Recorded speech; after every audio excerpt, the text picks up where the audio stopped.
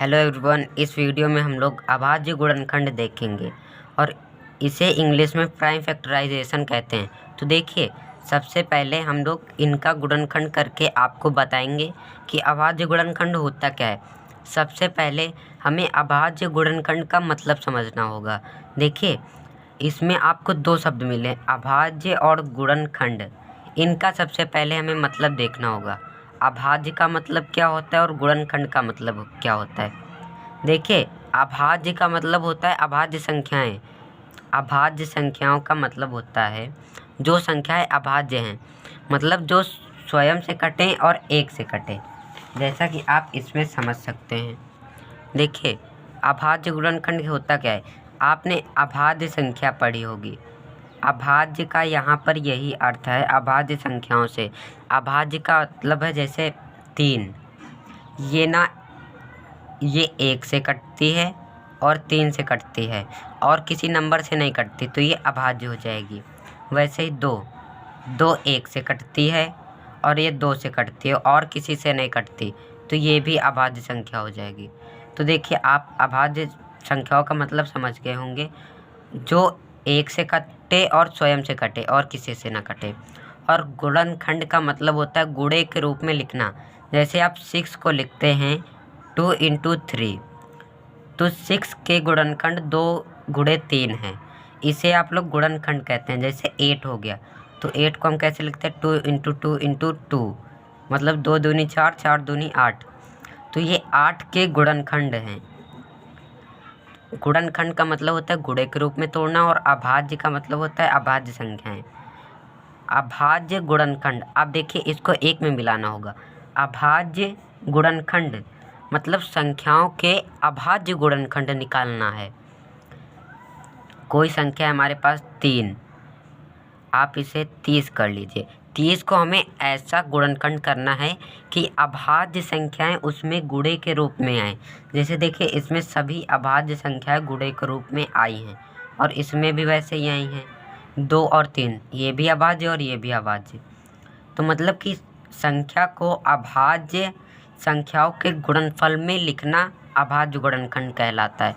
तो देखिए, सबसे पहले हम लोग 140 को करके देखेंगे, फिर इसको बताएंगे, फिर इसको। तो देखते रहिए, हम लोग सबसे पहले 140 कर लेते हैं। 140 होगा कैसे। देखिए, इसको करने के लिए आपको करना क्या पड़ेगा। सबसे पहले आपको ऐसे लिखना होगा। जब हम लोग अभाज्य गुणनखंड लिखते हैं तो देखिए लिखना कैसे पड़ेगा। 140 को ऐसे कर देना है आपको। फिर देखिए, आपको सबसे पहले अभाज्य संख्याएं, देखिए जैसे अभाज्य संख्याएं ये इस तरह होती हैं। मैंने आपको समझने के लिए लिख दिया इधर। अभाज्य संख्या देखिए, पहले 2 होती, फिर 3 होती, फिर 5। आप इनमें देखिए, ये 1 से कट रही है और अपने पहाड़े से कट रही नहीं है और किसी नंबर से नहीं कटेगा। तो सबसे पहले देखिए, इसको करने के लिए हमें अभाज्य संख्याओं में सबसे पहले सबसे छोटी अभाज्य संख्या से इसे काटना होता है। मतलब देखना होता है कि सबसे छोटी संख्या से पहले कटेगी नहीं कि नहीं। अगर 2 से ना कटे तो 3 से काटेंगे, 3 से ना कटेगी तो 5 से, 5 से ना कटेगा तो 7 से, अगर 7 से भी ना कटे तो 11 से। इसी तरह आप लोग काट लेंगे। देखिए, सबसे पहले 140 को हम लोग 2 से काट के देखेंगे। हम लोग 2 से काटेंगे। अब देखिए, इसको काटना कैसे होता है। 2 7 14, मतलब कि इसका पहाड़ा कितनी बार पढ़ा जाए कि यहाँ के बराबर आ जाए। तो देखिए, 2 डिजिट हैं, हम लोग 2 7 14 कर रहे हैं, तो ये 14 आ गया। तो 2 7 14 मतलब बराबर आ गया। अब इसका कोई मतलब नहीं। और अगर 0 है तो 0 ऐसे उतार देंगे। अब देखिए, अब इसको फिर से 2 बार में ले जाएंगे और आपको देखिए, अगर किसी संख्या के आखिरी में 2 है या 0 है तो वो 2 से कटेगा, आपको ये ध्यान रखना है। अब देखिए, इसको कितनी बार काटेंगे।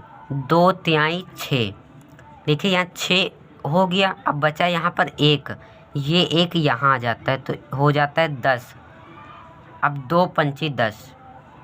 अब देखिए, मैं आपको एक बार और समझाता हूँ क्योंकि आपको ये थोड़ा कम समझ में आ रहा होगा। इसीलिए देखिए, सबसे पहले जो संख्या होती है उसे हम लोग करते क्या हैं। सबसे पहले हम लोग देखते हैं वो किस संख्या से कटेगी। अब काट अगर नहीं पाते तो देखिए आपको सबसे पहले छोटी अभाज्य संख्या से काटना है। अभाज्य गुणनखंड करने के लिए हम 2 से काटेंगे।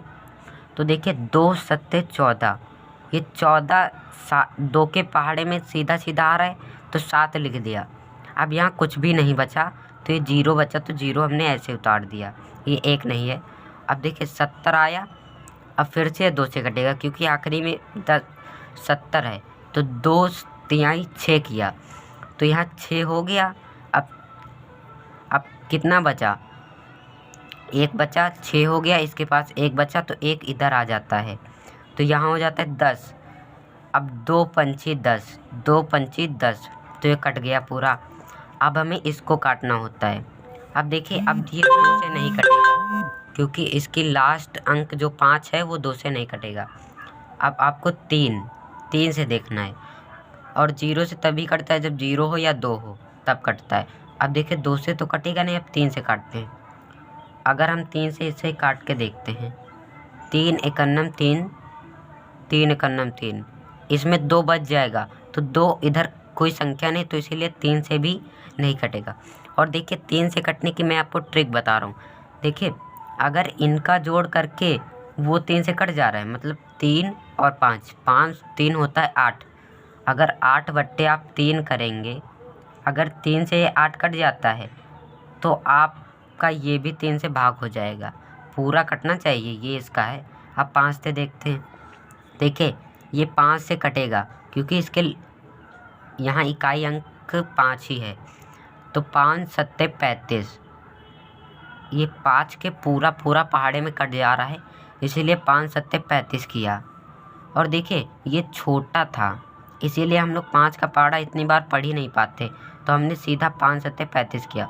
उसी प्रकार इसमें किया, 2 का पहाड़ा एक बार पढ़ नहीं पाते, तो हमने 2 सत्ते पढ़ के 14 किया। अब देखिए यहाँ 7 आ गया, अब 7 को 7 से ही कट कर देंगे और यहाँ 1 आ जाएगा। इसी तरह ये आपके अभाज्य गुणनखंड होते हैं।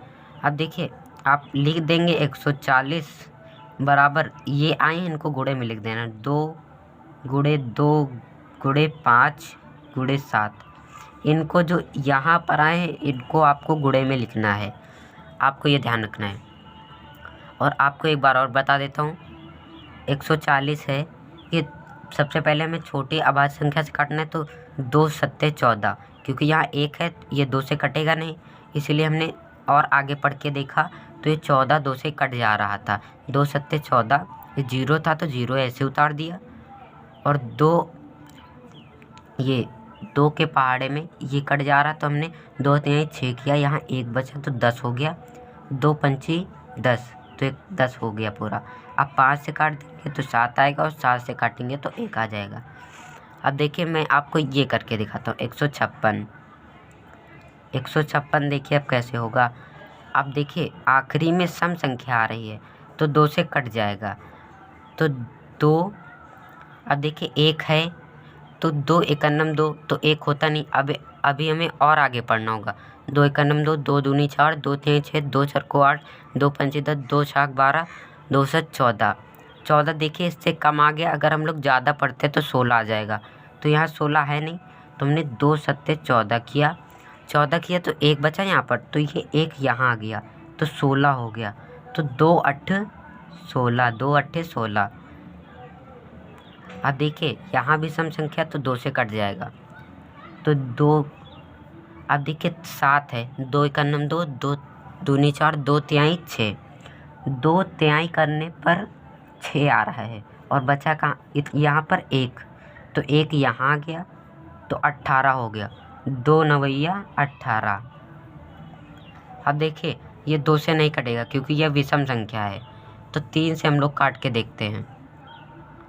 3 एकन्नम 3, 3 एकन्नम 3, 3 के पहाड़े में ही आ गया एक बार में, तो 3 एकन्नम 3, 3 त्रिक 9, मतलब 3 तिहाई 9। और आपको ये पहले देखिए, अगर आप लोग काट के इसको देखना चाहते हैं किससे कट रहा है, अगर 2 से आपने ऐसे करके देखा, आप कहीं अलग करके देख लीजिए कटेगा नहीं, या आप मन में कर लीजिए कटेगा नहीं कि नहीं। और जैसा मैंने आपको ट्रिक बताया था, 9 में 3 जोड़िए तो हो जाए 12, और 12 3 से कट जाएगा, 12 बट्टे 3, 12/3, 3 चौक 12, तो 4 बार में पूरा पूरा कट जा रहा है। अब देखिए ये 13 है तो 13 विषम है तो 13 से ही काटेंगे। तो 156 बराबर हमारा आ जाएगा 2 गुणे 2 गुणे 3 गुणे 13। अब देखिए मैं आपको एक बात बताने जा रहा हूँ, उसको समझिएगा। अभाज्य गुणनखंड हम लोग निकाल रहे थे। देखिए अभाज्य गुणनखंड मैंने क्या बताया, अभाज्य संख्या को ही गुणनखंड में करना है। आप इनमें देखेंगे 2 भी अभाज्य, 2 भी अभाज्य, 5 भी अभाज्य और 4 भी अभाज्य। और देखिए 140 था, कटता तो ये 5 से भी सीधा काट देते, पर हमें अभाज्य संख्याओं को करके एकदम सीरियल से काटना होता है, तो इसीलिए करते हैं। और यहाँ आप लोग ये नहीं कर सकते थे, 7 से पहले काट दिया तो 5 आ गया, तो 5 ऐसे गलत हो जाएगा। होता सही है, वैसे भी आएगा इतना ही गुणा करके, तो बात वही है। देखिए वो आप अगर करेंगे तो वो गलत हो जाता है। लिखने का सही तरीका आपका ये है।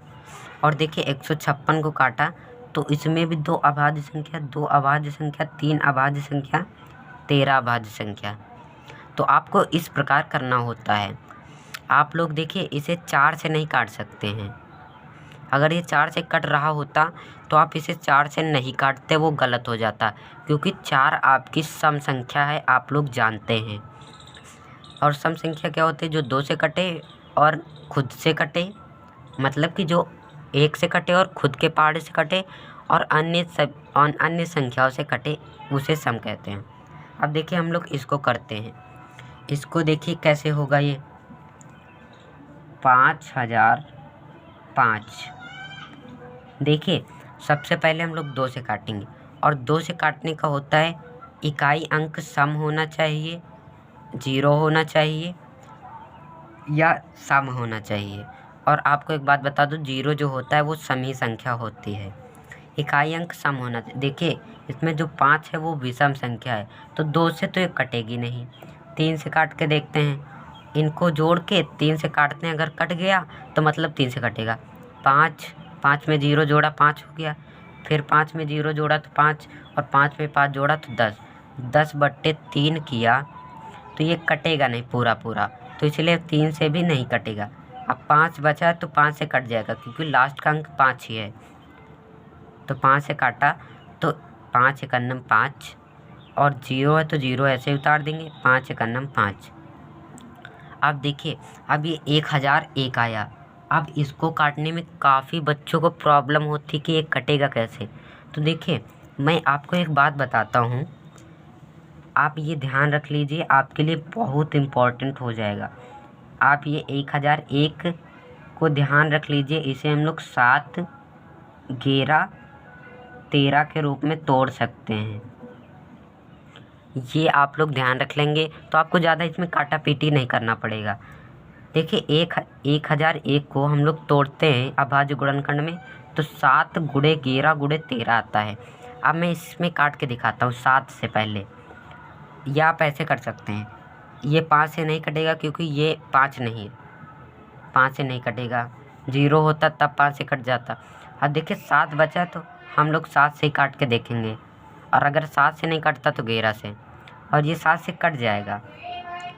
7 देखिए 7 का पहाड़ा हम लोग पढ़ेंगे तो 1 तो ला नहीं सकते, तो हमें और आगे बढ़ना होता है। 7 एकन्नम 7, तो ये 2 डिजिट होगी, 7 एकन्नम 7, मतलब 7 का पहाड़ा एक बार पढ़ने पर 7 आ जाएगा। तो यहाँ 7 आया।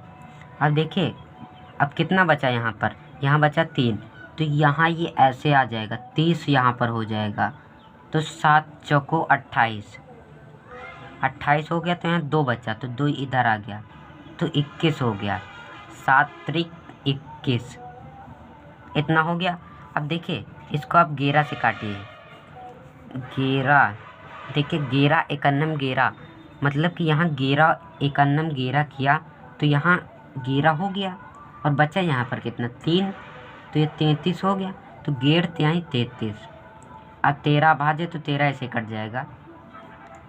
अब देखिए 5000, 5 के हमारा क्या आया, 5 गुणे 7 गुणे 11 गुणे 13, इतना हमारा आ गया।